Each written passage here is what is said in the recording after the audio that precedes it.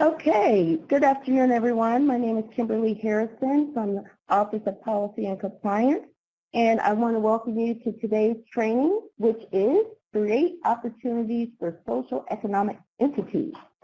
And today's host will be Debbie Elby. And we will, before we get started with the presentation, I would like to go over just a few items for your benefit. As most of you are doing, please enter your email address. Just your email address is needed in the top right of your screen in the attendance roster. That will help track who actually attended this training. Also, this session will be recorded, so if you have any colleagues that were unable to attend today's training, or if you would like to review this training in the future, we will make that recording and the slides available to you after this session. Also, in order for you to receive credit for this training, this will be about 1.5 CLPs you can earn. You will be asked to complete a satisfaction survey that will be emailed to you probably tomorrow, and we will ask you to complete that timely. It's a quick 4-question survey, so it won't be a heavy lift, and once we reconcile that, we will be able to submit your CLs in FATOS, and you should see that in your training history in about 2 to 3 weeks. So I don't see any questions in the lobby chat. I will share with you that once the presentation starts, there will be a Q&A pod available for you to type in any questions you may have during the presentation.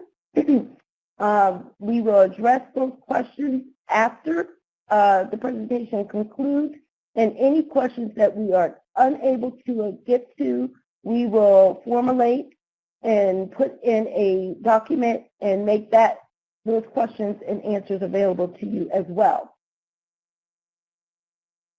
All right, I think that is all we have for now. So with no further ado, I will hand this presentation over to our host. That's great. Thank you, Kimberly. I appreciate it. For those of you who do not know me, and I see a lot of familiar names on the sign-in, so thank you all for coming back and listening to me, number one. But secondly, for those of you who do not know me, my name is Debbie Ebley. I work in GSA's Office of Small Business Utilization. I am GSA's Subcontracting Program Manager here at GSA. I do not work for the Small Business Administration. I am a GSA employee, and our goal in the Office of Small Business Utilization is to foster those opportunities for small business to participate in government prime contracts as well as subcontracts. So for today, we are going to talk about creating opportunities for socioeconomic small businesses. And I want to thank the Federal Acquisition Service for allowing me to come and speak to you about these opportunities, because we're at a critical juncture to kind of step up our game with respect to small business, and particularly the socioeconomic categories. So why are we doing this? Well, first of all, things are crazy, right? For all of us as contracting officers or procurement analysts or program managers. GSA has a strategic plan for fiscal year 2018 through 2022. And our administrator, Emily Murphy, put this out, I believe, last March. And if you did not get a chance to read the GSA Strategic Plan for the next 5 years, take a moment to do so, because this is the emphasis where we're going as the agency.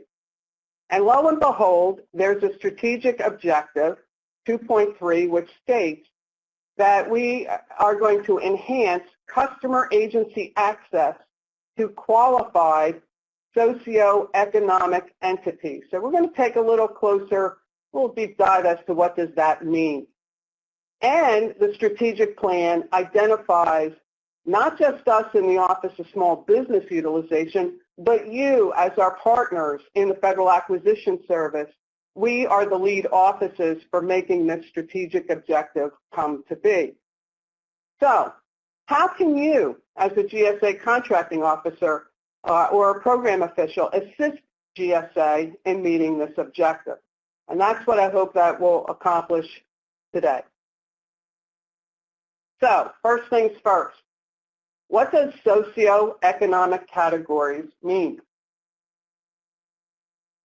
Well, the FAR, the Federal Acquisition Regulation, identifies various socioeconomic categories such as small disadvantaged business, women-owned small businesses, veteran-owned small businesses, service-disabled veteran-owned small businesses, and HUBs-owned small businesses. And if you notice, they are all small businesses.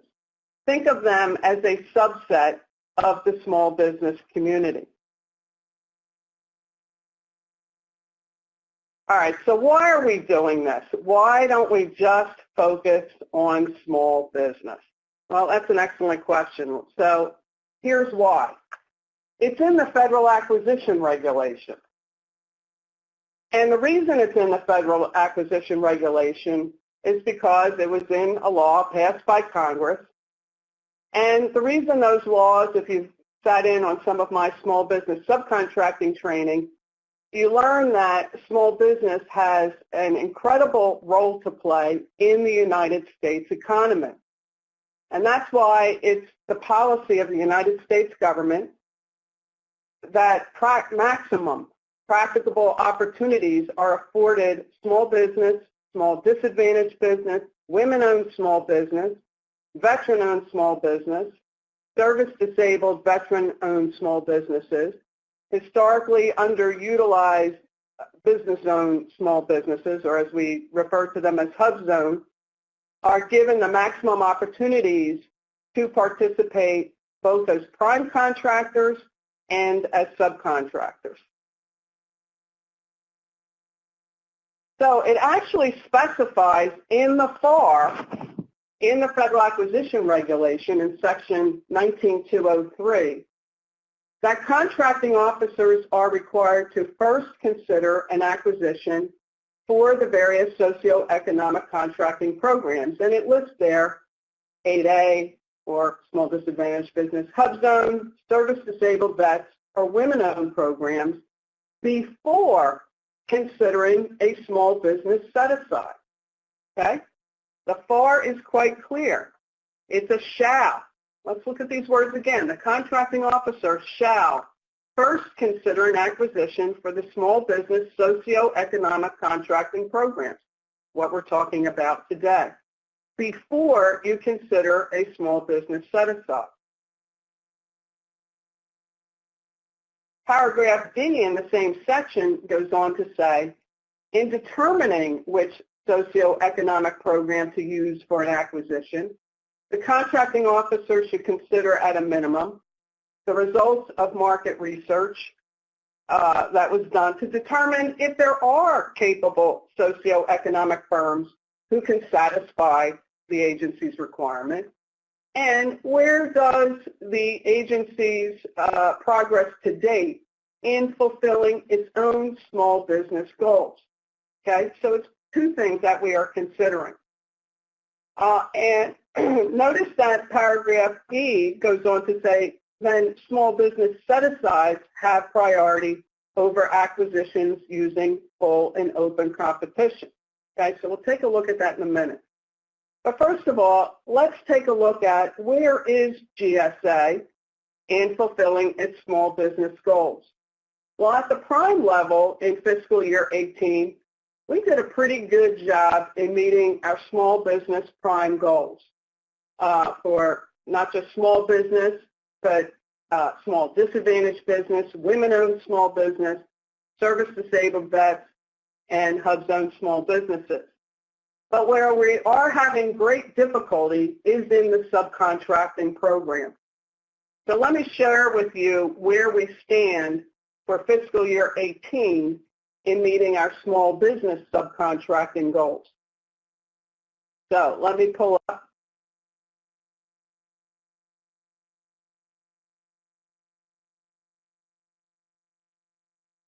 I want to pull up a chart that we report to the administrator on a weekly basis beginning in December.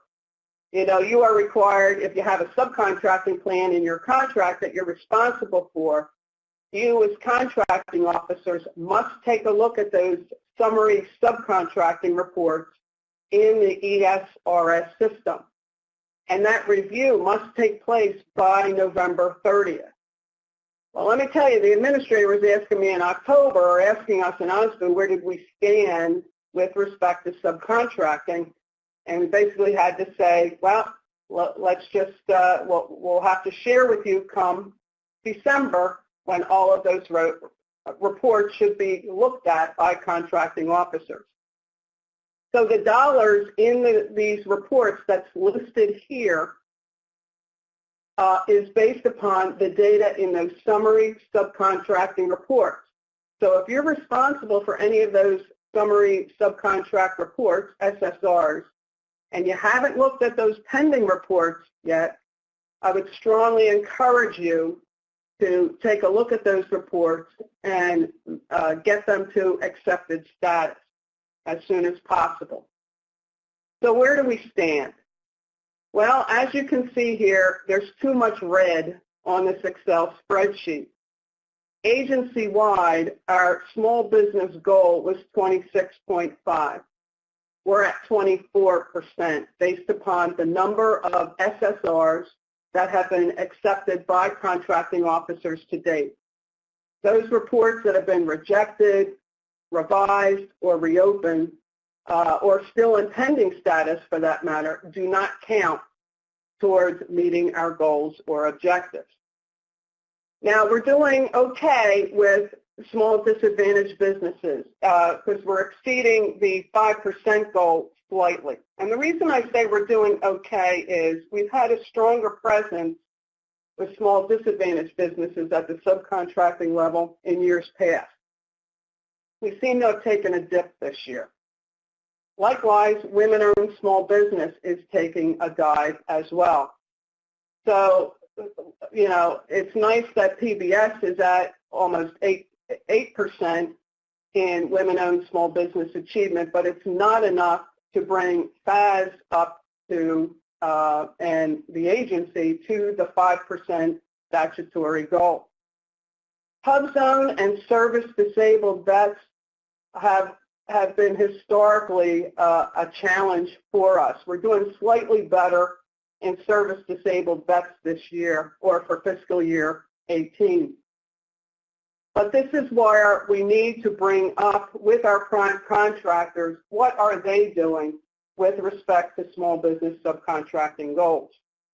So when we're looking at setting aside opportunities at the prime level, we look at how the agency is doing at a prime level, and our prime contractors need to take a look at that in their subcontracting achievement on how they can increase their goal achievement and helping us succeed as well. So I just wanted to share with you where we stand and the importance of it overall. And let me get back to our presentation here.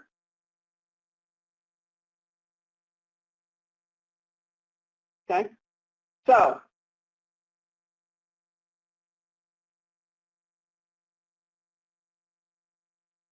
okay. I'm going to pull this here, not flip it a little bit. So what basically FAR section 19203 states is that we must consider socioeconomic categories before we consider a small business set aside and before we consider an open market. That's what it means to us as contracting officers here at GSA. Okay. So let's take a look at how these socioeconomic categories work. And this is the way it is done, whether you're making a prime contract award or our prime contractors are making subcontract awards. And this is the process that is used government-wide. Now, for any of you who have an accounting degree or a business degree or are a very logical person, this may not make any sense to you whatsoever. But this is the way the crediting for small business subcontracting achievement or prime contract achievement to all categories, to all small business categories are done. So let's take an example of a $100,000 award, whether it was a prime contract award or a subcontract award, that is awarded to a small business who is woman-owned small business as well as service-disabled veteran-owned small business. So how would that $100,000 award be credited? Well, $100,000 would be credited to woman-owned small business. $100,000 would be credited to service-disabled veteran-owned small business because the company is saying they are also a service-disabled veteran-owned small business.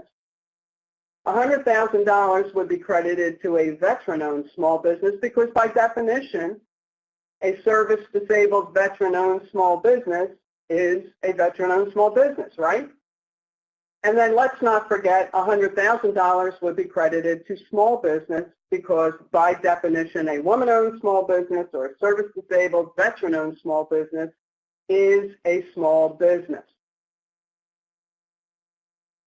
In essence, that's $400,000 in small business credit to either the agency, such as GSA, or our customer agencies, or to the prime as part of their subcontracting goal achievement.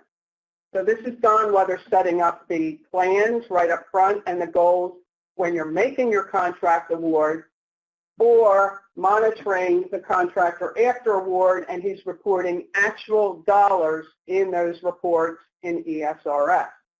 And for us as an agency, the key report is the SSR. So you automatically increase small business just by focusing on the socioeconomic categories.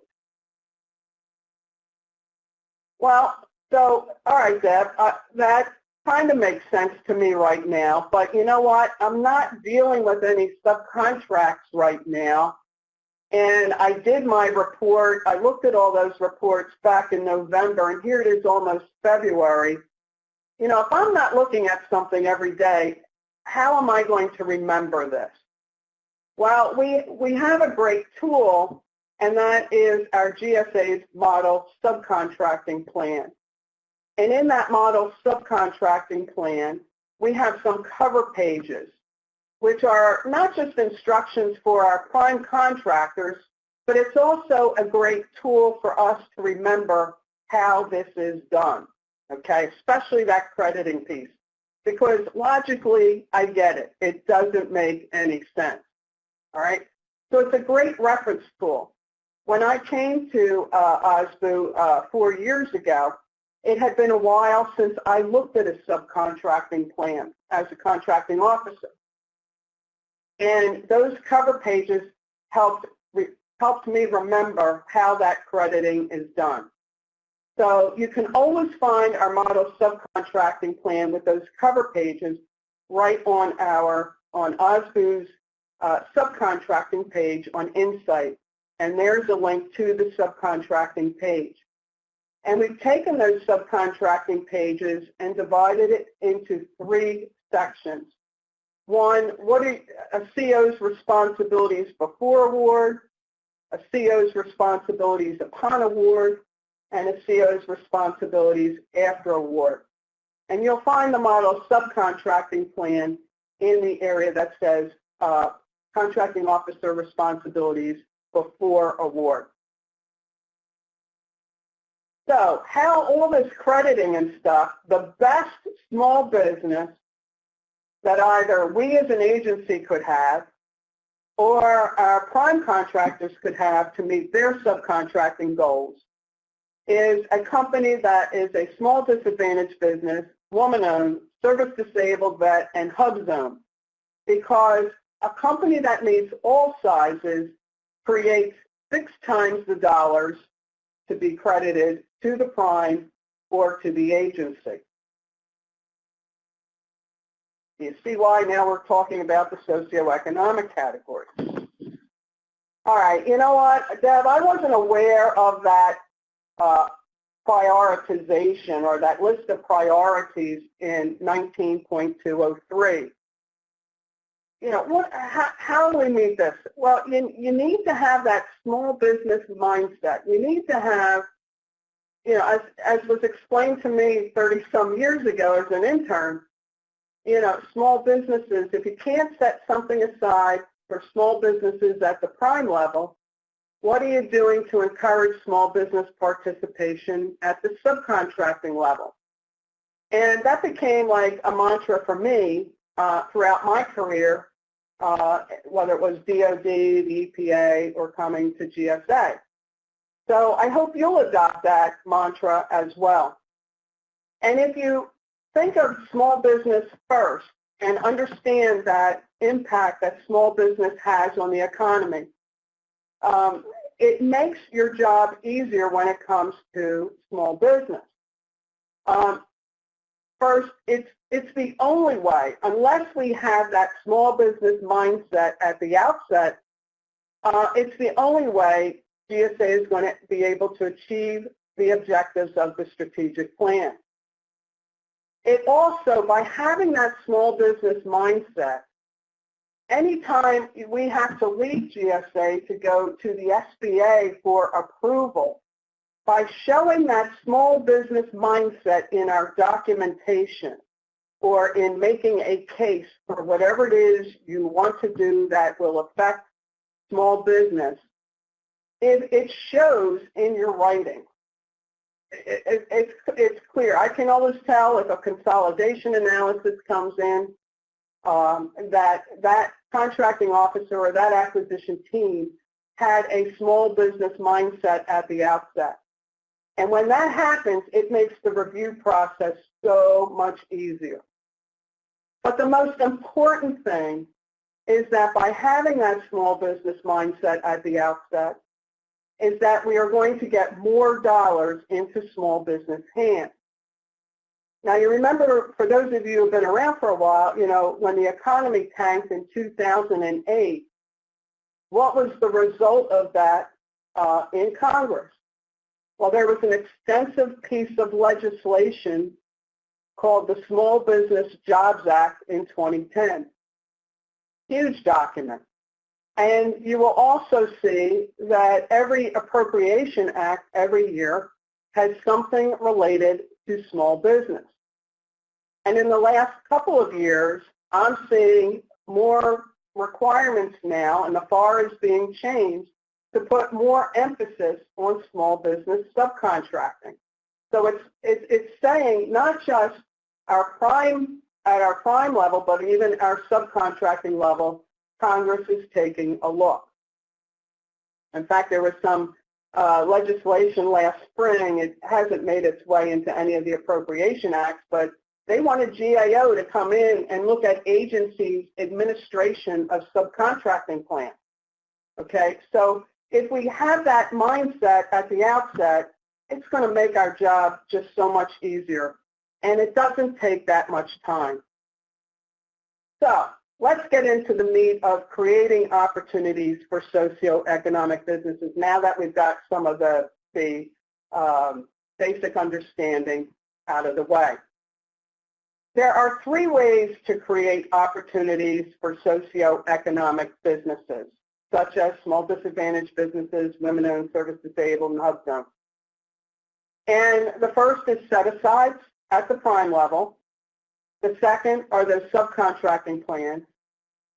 And the last one is orders under existing contracts. So let's take a look at each of those. At the prime level, what does your market research tell you? This is the first way to increase socioeconomic categories.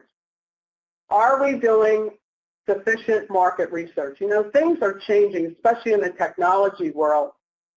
And companies that used to be small, maybe other than small, there's emerging technologies.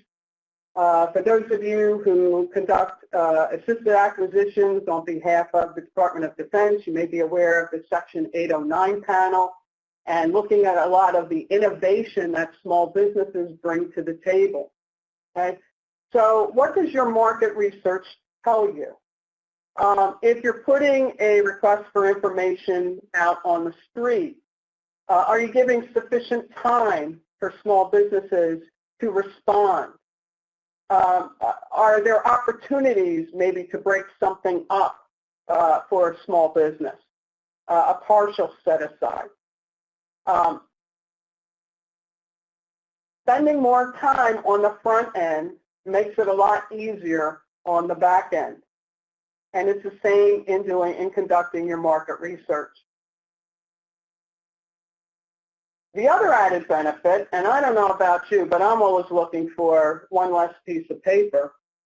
By setting aside an acquisition or order, an order or BPA that had been set aside for one of those small businesses, such as an 8A or HubZone, women-owned, or service-disabled vet, you don't have to do a 2689 unless, of course, your requirement is going to be consolidated or bundled or substantially bundled. So it's one less piece of paper right there on the 2689. I like the 2689 because it's also a resource for you as a contracting officer.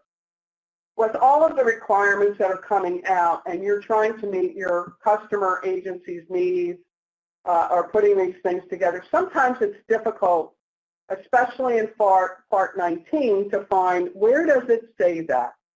And the 2689, we actually put the citations on the form itself so that you can find it. You can also use the 2689 as a document to support your market research as well, just for your contractual file. So let's talk about the second way. And the second way is through our subcontracting plans. So this is when our prime contractors are not small. They are considered other than small businesses. And if the requirement is greater than $700,000 or $1.5 million for construction, primes are required under the statute to maximize practicable opportunities for small business, small disadvantaged business, women-owned small business, veteran-owned small business, service-disabled vets, and HubZone to the fullest extent.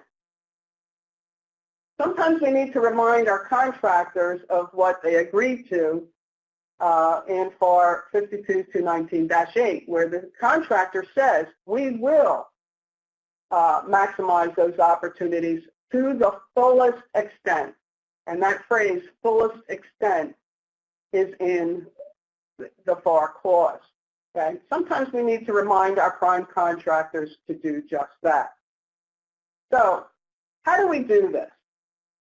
Well, it's like anything else. If something that's important to you, you set your expectations before award with your industry partners.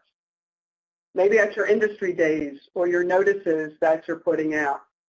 FAS Alliant 2, for example, in the solicitation, made it clear as to what their expectations were with respect to small business subcontracting plans.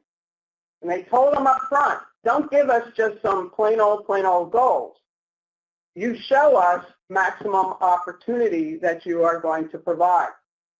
And it's going to be a responsibility determination. Unacceptable plans make the offer ineligible for award. After award, or even upon award, one of the things that the Alliant 2 acquisition team did was to include small business subcontracting as part of its kickoff meeting. Again, setting the expectations for the next 10 years as to what was expected to maximize those opportunities for all socioeconomic categories. So, drill it home. You've heard me repeat repeatedly already, small business, small disadvantaged business, women-owned small business, veteran-owned, service-disabled, and HubZone. We need to be repeating those socioeconomic categories to our prime contractors. After award, reviewing the reports. reviewing them timely, making sure the contractor is showing a good faith effort, communicating with industry. Maybe there's monthly meetings that you're holding with your industry partners. Again, our colleagues in the federal acquisition, the automotive group, last couple of years have asked me to talk about commercial subcontracting plans to their industry partners. Again, it sets the tone and the expectations for industry in going forward, thereby creating those opportunities for not just small business, but the various socioeconomic categories. Okay. All right, so what if you're going through these reports like we've just gone through, and you're seeing the same old excuses in the reports filed in ESRS, and they're not meeting their goals, and it's just, you know, the hairs are up on the back of your neck.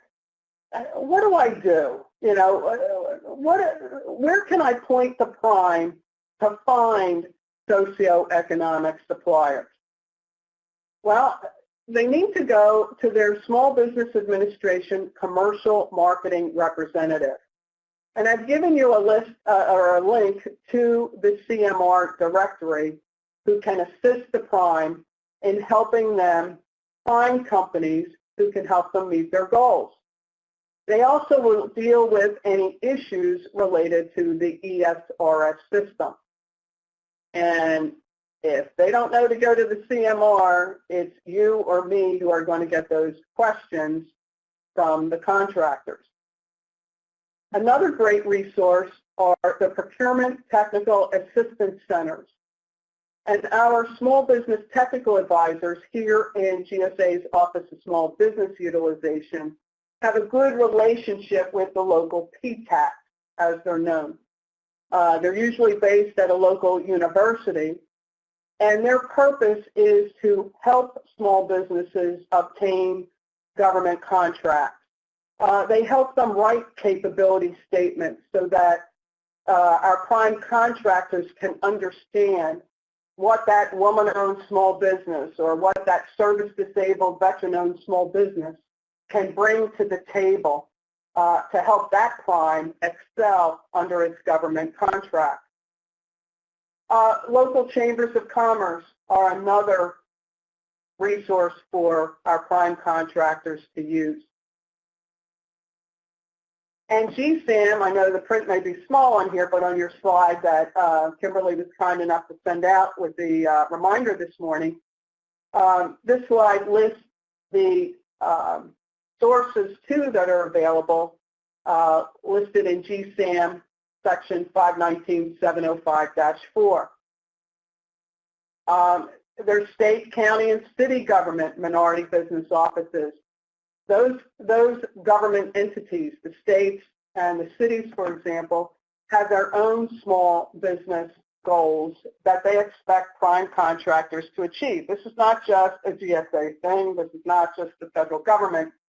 This is throughout government, because all types of government, because it helps the economy in those areas. So there's trade associations, professional organizations, VA, the dynamic small business search on the SBA.gov website that are listed. So use those resources, cut and paste and put this in an email to your contractor in helping him up his game with respect to small businesses. This next slide states that it's a reminder, and I bring this up because this is a consistent finding in any small business compliance review that the Office of Small Business Utilization does here at GSA. The FAR requires you as a contracting officer to send a copy of the subcontracting plan after award to the SBA Area Director. Now, the Area Director is not the same Small Business Administration PCR, Procurement Center representative, who reviewed that plan early on. Chances are you negotiated that plan. So you're sending a copy of that negotiated plan to the area director. And the area director assigns the commercial marketing representative to the prime. So again, it helps them find those small business suppliers. Then you don't have to refer the contractor to the commercial marketing representative site. It's already done. But given that it's a finding in all of our compliance reviews, it's a quick step that reaps many benefits for our prime contractors. I'm going to share with you on our leasing side of the house, one of the prime contractors, and this was for a custom border protection acquisition or lease up in upstate New York. What they did was they did two things, which I thought were admirable. The first thing, and this was their program manager responsible for the project, he reached out to the SBA Area Director, who put him in touch with various types of small businesses to help them put their subcontracting plan together right up front. That was number one. So he established that relationship, which shows a good faith effort. And then secondly, reached out to existing suppliers to find out, because after looking at in SAM, finding some of their suppliers were not listed or registered in SAM.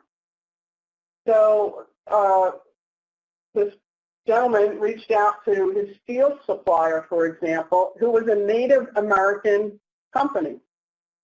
And he said to him, here's the NAICS code for supplying steel. Does your revenue fall underneath this? And the company said, yes, it does. And he helped them get registered in SAM and helped increase this prime's small disadvantaged business goals. Okay? So again, by doing this one little step, it helps have that dialogue or to understand that relationship with the local SBA officials who can help that prime meet their goals. So we're also here to help you as well, okay? That's our mission. We're committed to small business. I've never, well, I shouldn't say that. I've had a great career in the agencies I've worked with. Our small business technical advisors here in the Office of Small Business Administration, or in the Office of Small Business Utilization, I should say, have just an incredible drive for small business and doing what they can. Engage our SBTAs early in the process.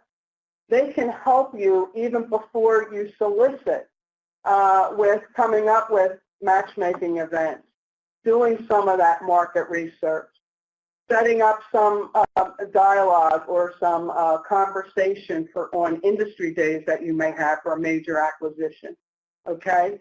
Bring us in early in the process to help you help small businesses play in your acquisition. The third way is to target the socioeconomics at the order level.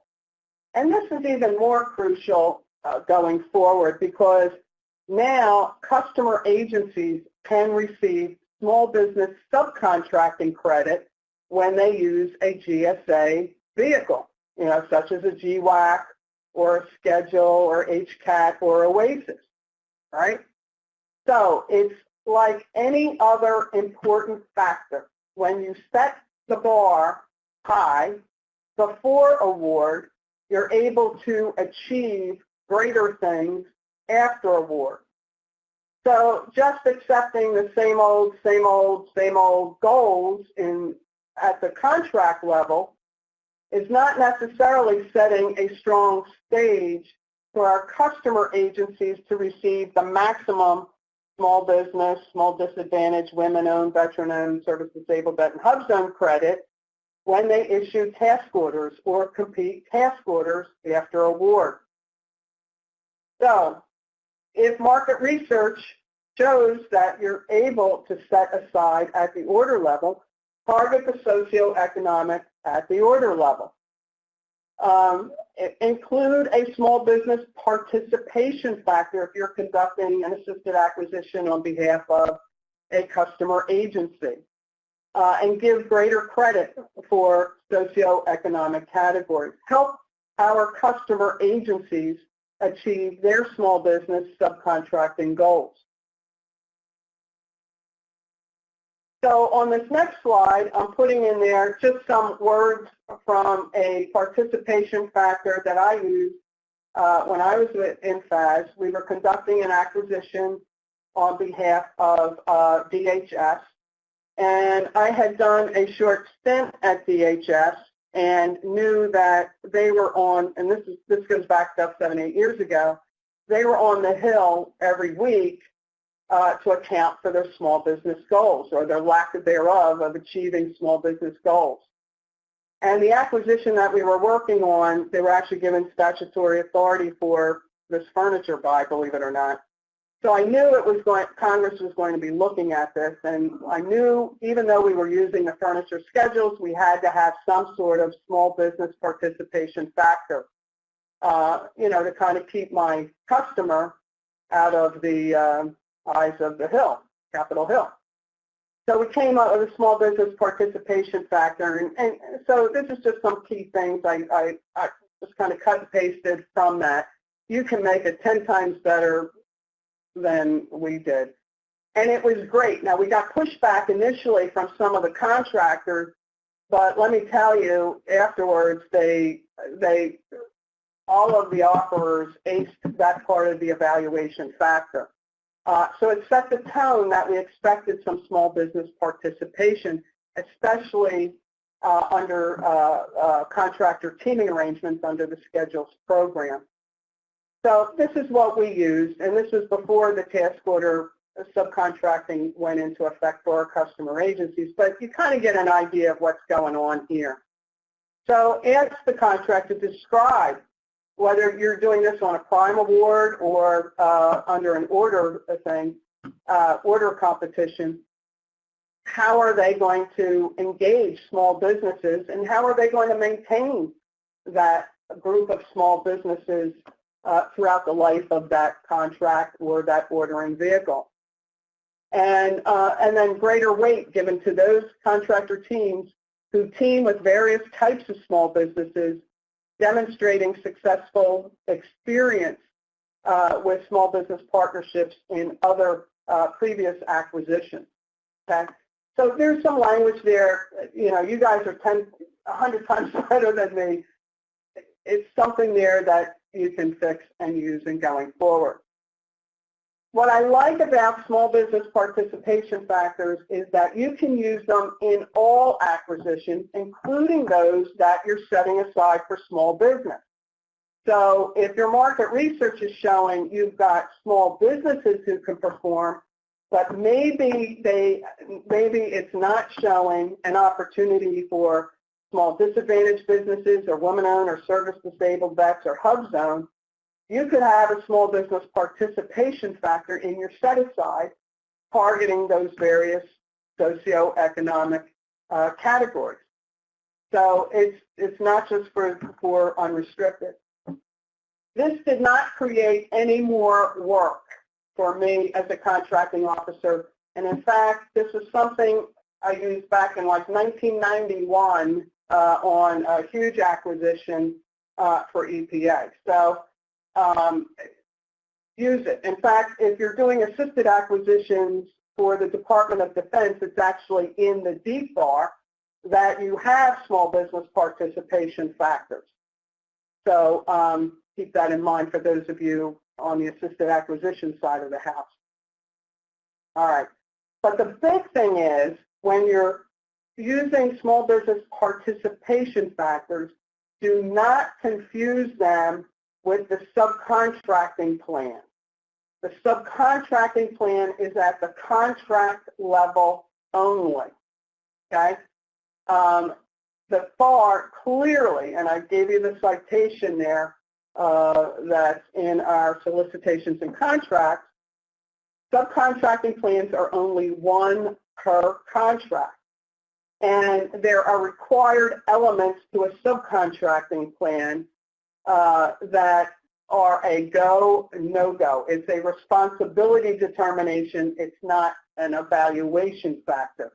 You can evaluate how well they've done in past, in meeting their goals of prior contracts, subcontracting plans, but you cannot ask for a new plan, okay? So that's why I like the participation factor, because you can use it whether it's a small business set-aside or whether it's an unrestricted procurement, but do not confuse it with a subcontracting plan. So as we get down to the end of this, what is the upshot of this?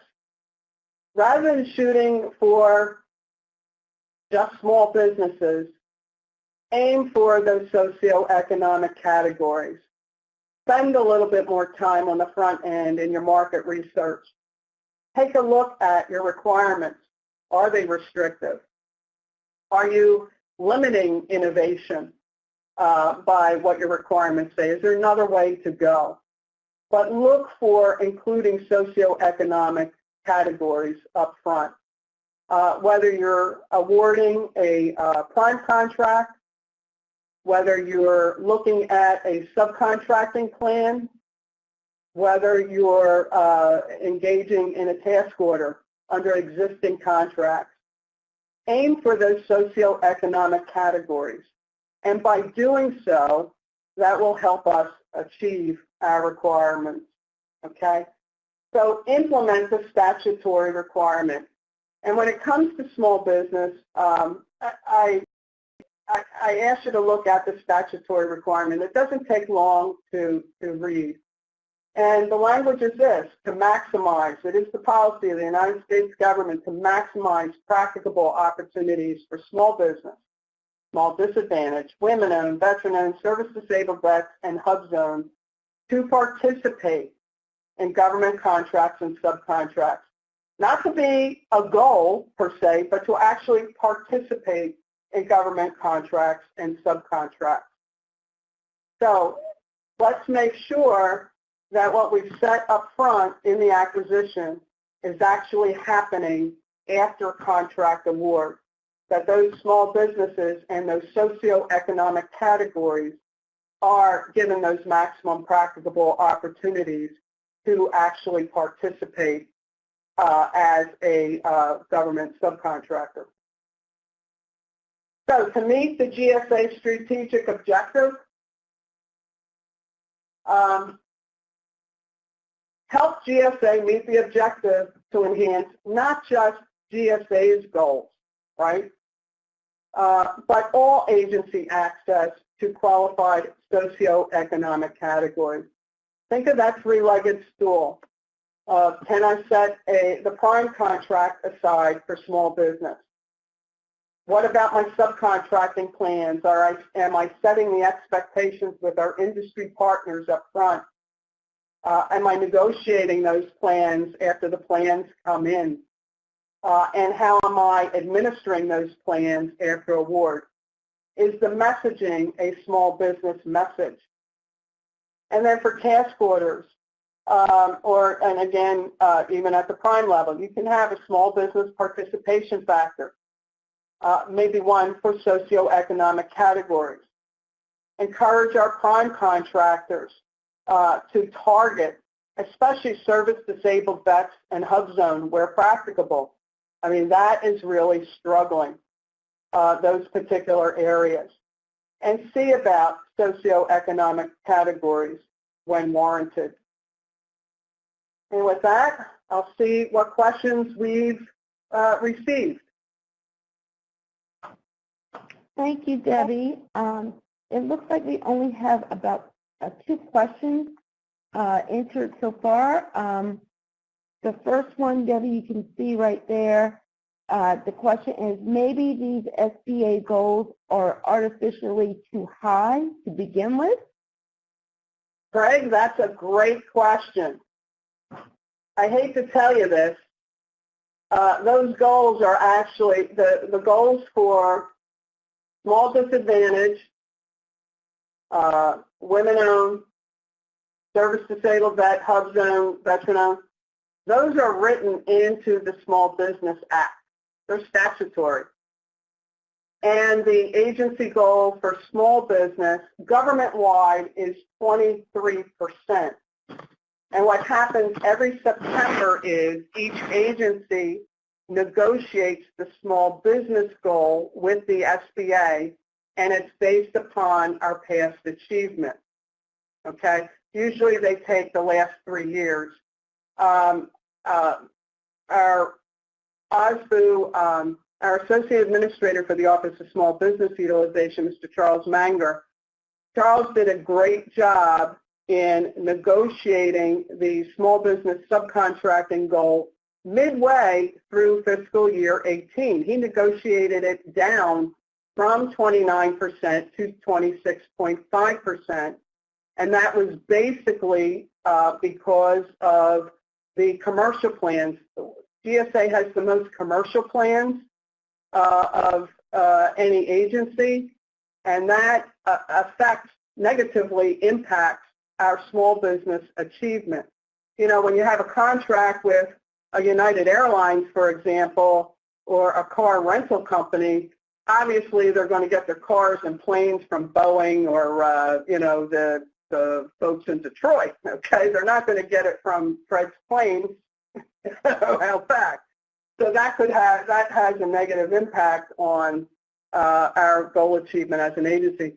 So Charles was able to negotiate fiscal year 18 down to 26.5, and for fiscal year 19 we'll be at 25.5. So excellent question, Craig. Thank you. And let's see what the next question is. Where is the list of SBA Area Directors? Good question. You can even Google that, but I'd be happy to send that out to Kimberly afterwards, a link to the Area Directors. You know, the CMRs are the ones who are going to work closely with the prime contractors, if that's where you're coming from. But good question. The slides were included earlier today. Kimberly, I guess you'll resend, or? I will resend at the conclusion of this email, at the conclusion of this training, along with the satisfaction survey. So you will receive them again if you did not receive them earlier. And then what I'll do, Kimberly, I'll send you the link to the SBA Area Directors to answer Craig's question, and that way it's all there. Or maybe we put the questions in there. I think you had mentioned that earlier. Yes. Yes. Yeah. Okay. Okay. Bridget, if we put a solicitation out on an SB vehicle such as Oasis or Alliant, would be to make them, well, it's up to, what does your market research tell you? Yes. I mean, if your market research, let's say you put an RFI out to your Oasis small business or Alliance small business, and the responses you got back, you had a couple of them from service-disabled vets or women-owned small business, there's no reason why you couldn't set aside that order for a service-disabled vet or a woman-owned small business. That would be fantastic. And then by doing so, again, you not only increase our goals in those categories, but also our overall small business achievement. In fact, I have to prepare a report to SBA as to what we're going to do since we did not meet our small business subcontracting goals for fiscal year 18. And this training is part of it. So yes, we appreciate your commitment to small business. So if you're finding that, and there's a lot of great, a lot of the other than small businesses today used to be service-disabled, veteran-owned small businesses, and now they're other than small business.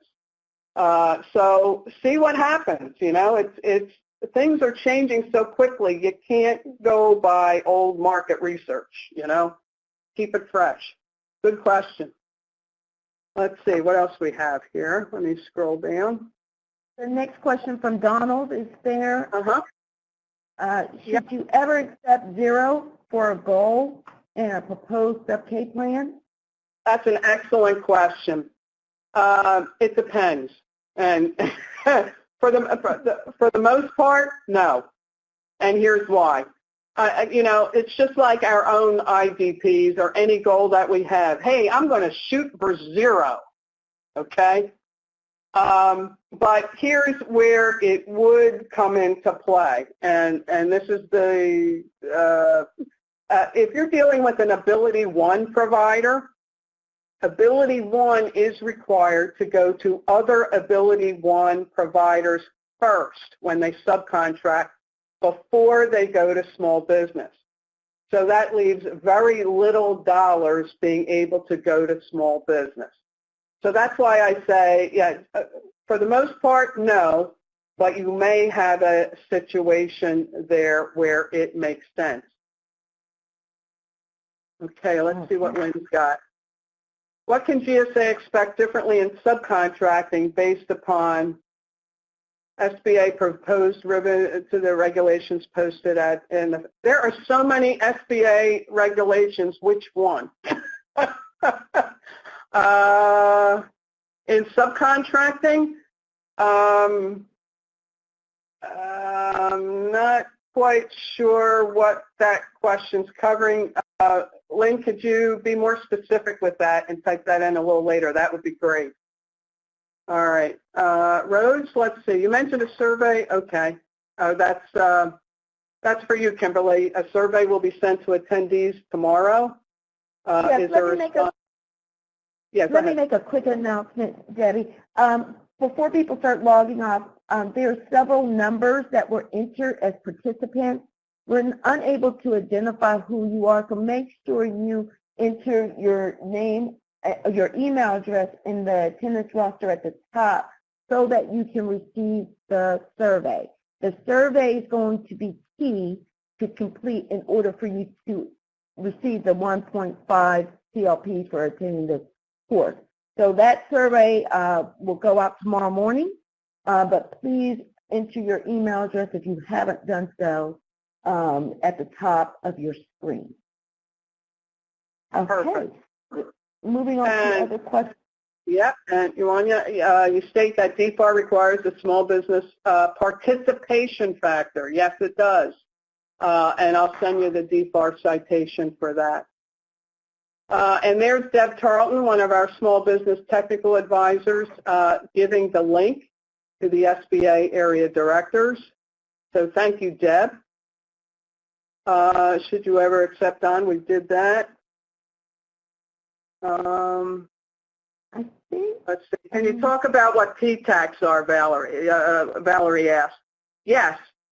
So PTACs are a wonderful, wonderful resource, Procurement Technical Assistance Centers. And if you Google PTAC or APTAC, it will come up.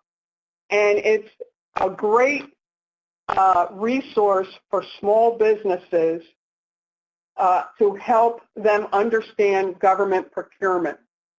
It is a great way, for example, let's say a small business has a commercially used product or service and they want to get on schedule. They see a need for government agencies to use whatever it is they're selling. But they can't figure out all the instructions in government speak, right? So a PTAC actually works with them.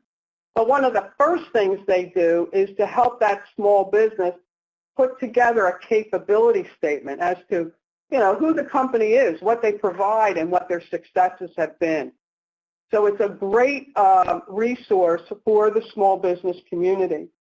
And some of our successful prime contractors who ace their small business subcontracting goals, they reach out to these PTACs as a way to find small businesses, especially some of those new innovative companies that may be coming on board. So great question.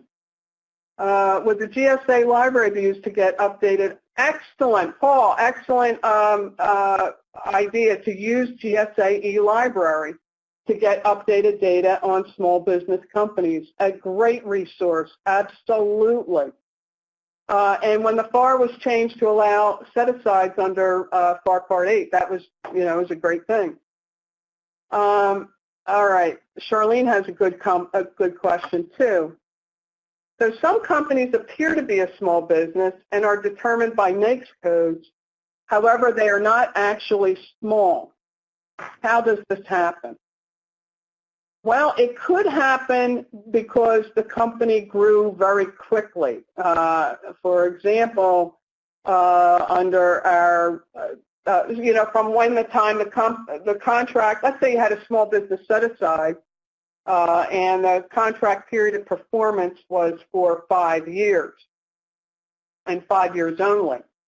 Well, maybe they got so much work in year 3 that with their annual reps and certs in SAM, they are now other than small business. So any new contracting opportunities, they would be considered other than small. But for that existing contract, they stay small until re-representation occurs, which, if they've been bought out by another company, a merger acquisition, or for a longer contract, let's say like a GWAC or a schedule where at the 5-year mark they have to re-represent their size. So that's a lot of time that happens. And that's what, they can grow very quickly, and that's the whole purpose of it. I'll never forget when I came on board to OSBU, I was also the mentor-protege program manager. And in 2012, GSA recognized Catapult as and their mentor, I forget who their mentor was, but Catapult was a service-disabled, veteran-owned small business. A year later, they were not. They were no longer a small business. They had been a service-disabled, veteran-owned small business for years, and now they're other than small. So it happens. And that's the whole purpose. It helps our economy. Again, the purpose of all of these requirements and regulations is because of the direct impact small business has on the United States economy and us as taxpayers. Okay? Anything else? Those are good questions. And just a note, we will compile these questions and formulate them into a formal response and provide that as a FAQ along with the additional attachments you receive, the slide and recording and all that good stuff. So don't feel like you have to jot everything down. You will receive a clean copy. Okay. Also, to let you know, on our Insight page, on the subcontracting page on Insight, the link I gave you earlier, there is a frequently asked question as well. So I'll be incorporating the questions you raised here into that document as well. All good. All right. So Lynn, you're giving me the revisions there. Let's see.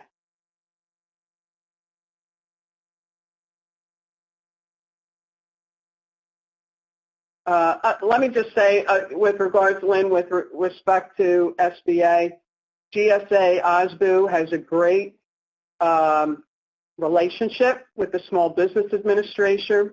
Oh, yeah, okay. Yeah. So this is in response. This is a great question, Lynn, so thank you for raising that.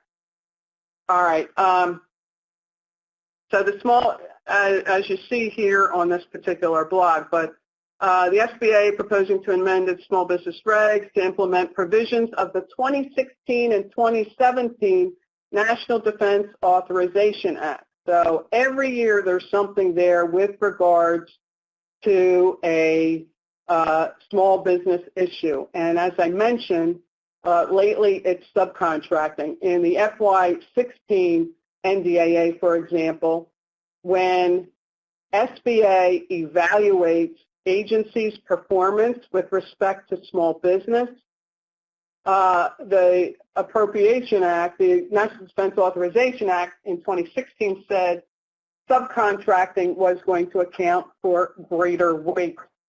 So it used to account for 10% of our score, and it increased to 20%. SBA wanted to increase it to 30% this past year, and we were able to get them to back off for another year. So it's up to us to get our act together this year, government-wide, in order to be compliant with that. So that was part of the 2016.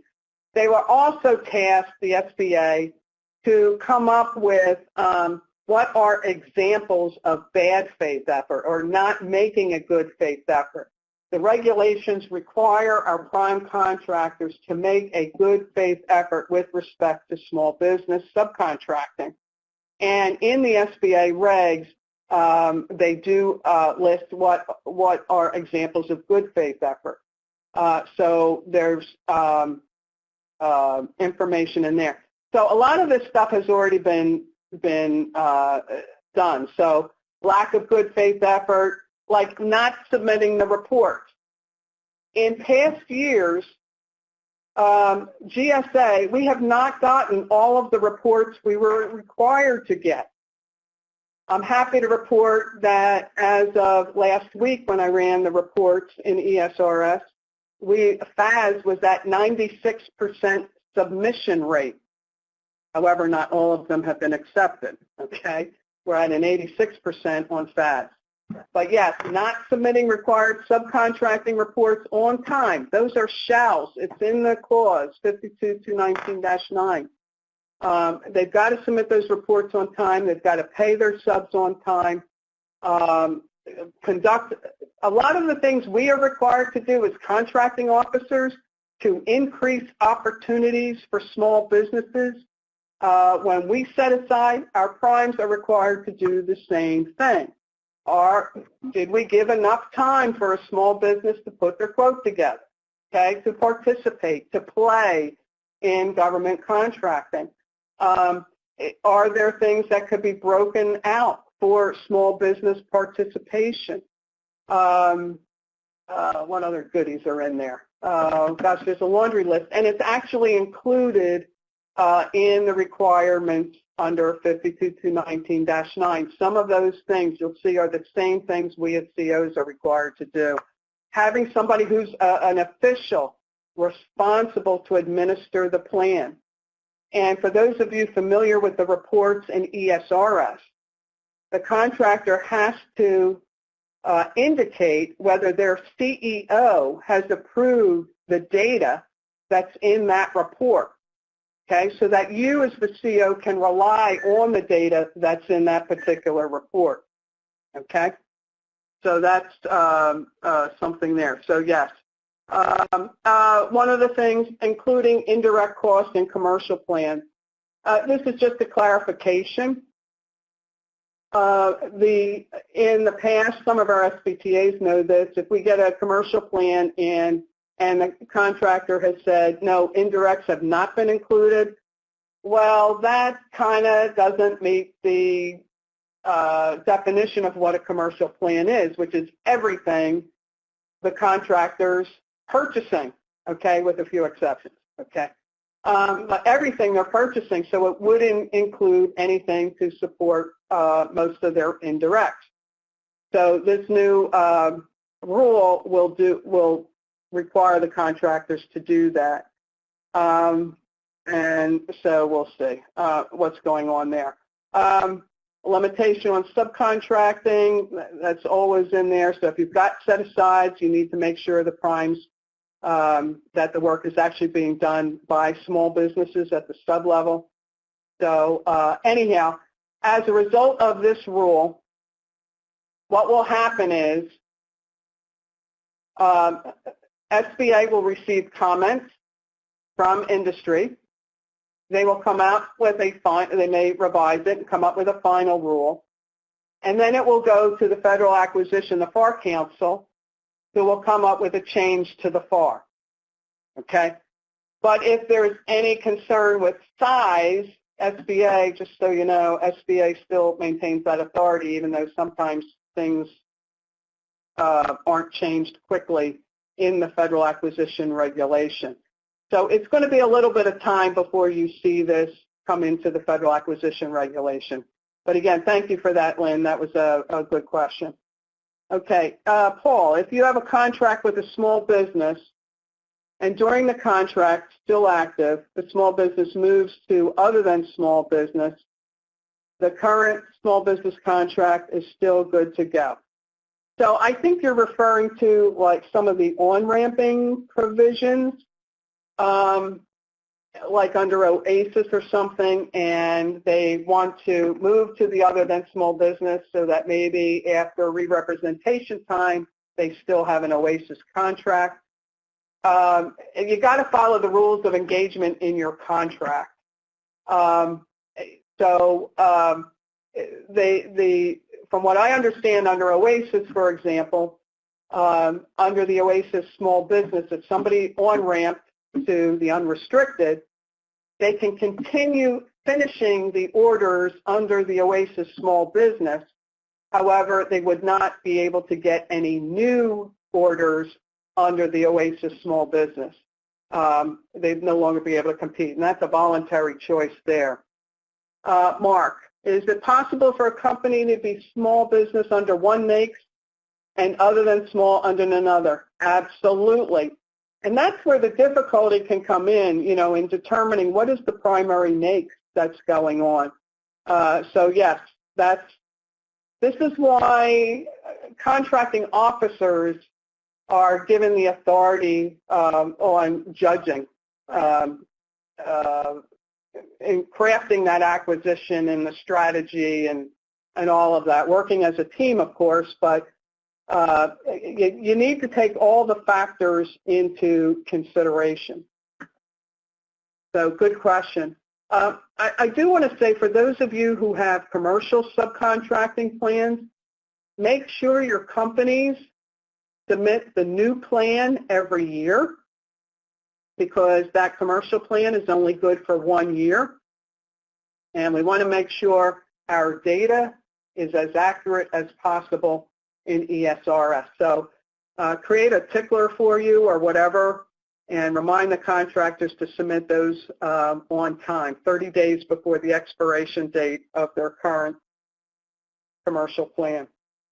Good question, Mark. Any other questions?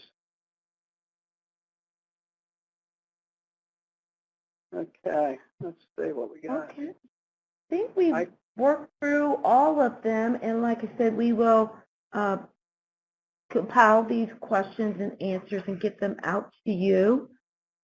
At this time, I would like to thank our host, Debbie from OSU, for conducting this training today. It's always fresh and new and information on how we can increase our goals in our procurement, especially going forward as, you know, it's about that time, you know, it's another month or so we're going to be going into ESRS and approving those submitted plans by our contractors. So again, thank you for attending today. Look out for that survey tomorrow morning. Once we send that out, it will take you about 3 minutes to fill the survey out, and that will, help us with feedback on how we do with putting on these trainings. So again, thanks again, and have a wonderful evening. Thank you, everyone.